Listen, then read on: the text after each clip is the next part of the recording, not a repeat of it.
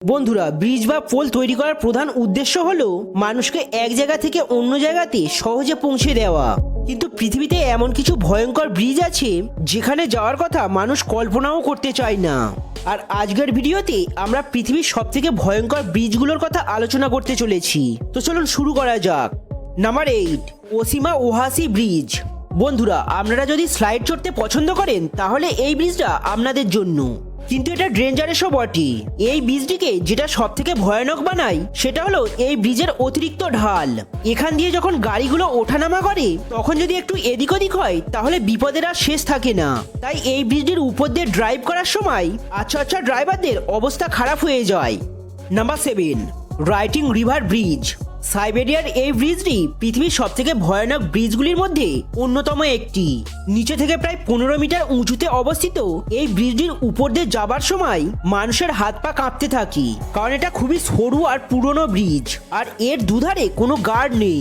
ব্রিজটি তৈরি করার সময় যে মেটেরিয়ালগুলো ইউজ করা হয়েছিল সেগুলো খুবই কমজোর হয়ে গেছে, তাই এখান দিয়ে যাওয়ার সময় একটা প্রাণের ভয় থেকেই যায়।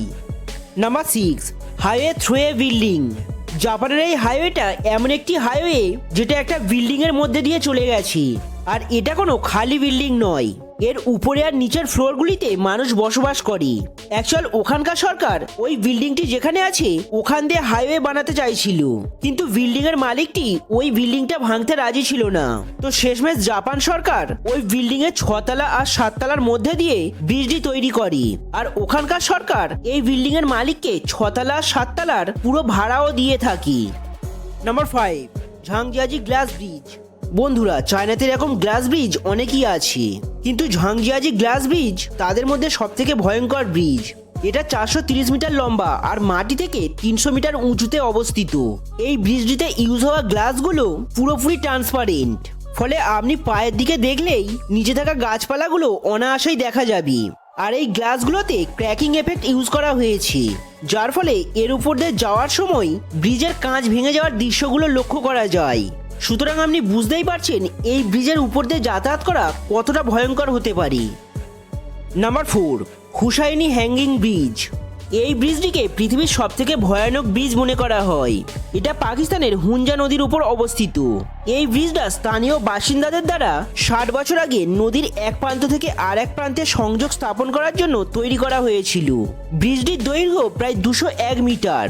এই ব্রিজটি তার আর কাঠের পাটা দিয়ে ঝুলিয়ে রাখা হয়েছে। ব্রিজটি সরু আর কাঠগুলোর মধ্যে অনেকটা করে গ্যাপ থাকার কারণে এর উপর দিয়ে যাত্রা করার সময় যে কারোরই বুক ভয়ে কাঁপতে থাকে। নাম্বার 3, ইউভিন ব্রিজ। প্রায় 1.2 কিলোমিটার দীর্ঘ এই ব্রিজটি টংথামন ঝিলের ওপর সেগুন কাঠের থাম্বা দিয়ে তৈরি করা হয়েছে। তবে প্রায় 170 বছর পুরনো এই ব্রিজের বেশ কিছু থাম্বা নষ্ট হয়ে গেছে, আর এর উপর দিয়ে যাওয়ার সময় ব্রিজটি নড়তে থাকে, যেটা যাত্রীদের মনে ভয় সৃষ্টি করার জন্য যথেষ্ট একটি কারণ। Number 2, Puente de Ojuela bridge.